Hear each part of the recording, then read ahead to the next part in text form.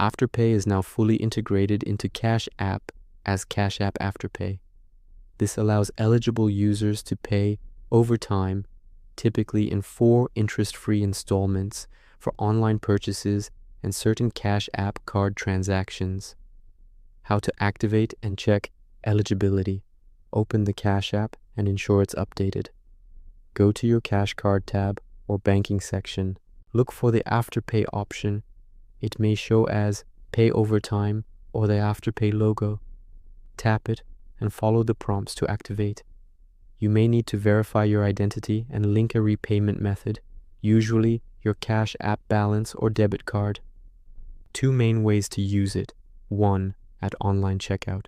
Shop at thousands of stores that accept Afterpay. At checkout, select Cash App Afterpay or Afterpay as the payment method.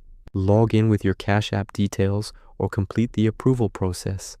Pay the first installment at purchase. The rest are automatically deducted every 2 weeks. 2.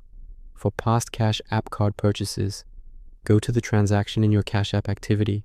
If eligible, choose the option to split into installments with Afterpay.